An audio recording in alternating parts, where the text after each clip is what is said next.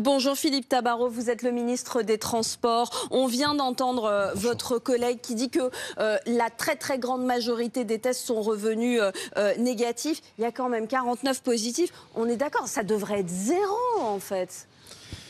Bien sûr, écoutez, j'étais avec lui ce matin dans le Val d'Oise très tôt. Nous avons opéré un certain nombre de tests, bien sûr, avec les forces de l'ordre. Cela a été fait depuis le début de la semaine, comme je m'y étais engagé lorsque j'étais à Châteaudun pour le terrible accident où la jeune Johanna a perdu la vie.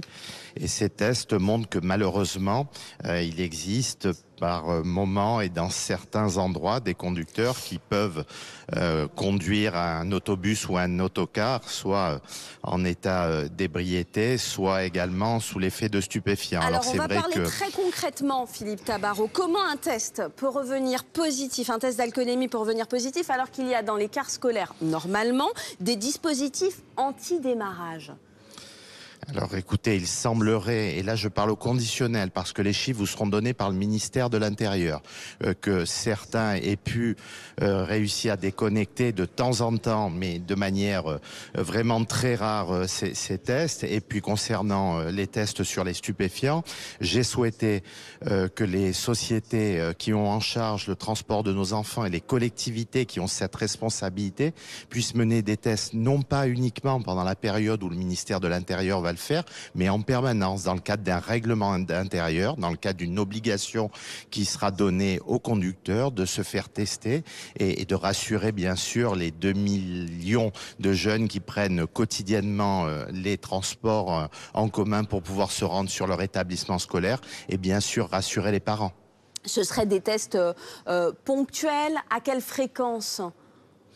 Ce sera, écoutez, des tests qui vont se généraliser. Nous avons conscience de la montée de la consommation de drogue dans notre pays. Il y a un texte en ce moment qui passe au Sénat sur le narcotrafic. Vous en avez suffisamment parlé et vous avez bien fait de le faire. La consommation est en augmentation partout dans notre pays. Je jette pas l'opprobre sur une profession parce que nous avons 32 000 personnes qui se lèvent tous les matins pour amener nos enfants sur leur établissement scolaire et qui le font dans les meilleures conditions possibles pour que nos enfants soient en toute sécurité. Mais il y a encore quelques personnes qui ne se rendent pas compte de la responsabilité qui est la leur quand on conduit des personnes en général et encore plus particulièrement des jeunes. C'est un secteur qui a des difficultés à recruter, qui n'attire pas. Est-ce que les entreprises sont peut-être un petit peu moins regardantes, faute de suffisamment de chauffeurs ? Écoutez, c'est pas parce qu'il y a des difficultés de recrutement qu'on doit recruter n'importe qui. Les contrôles doivent se faire. Les collectivités doivent obliger les entreprises qui ont des marchés à faire ces contrôles. Ça doit être à travers un règlement intérieur. S'il faut qu'il y ait des dispositions législatives, on les prendra.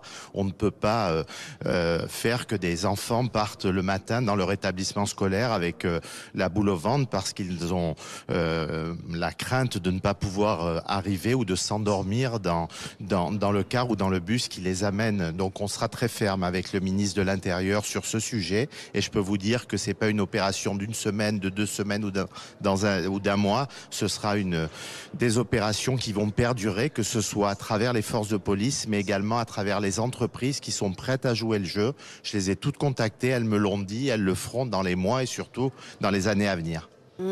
J'ai une dernière question, Philippe Tabarot.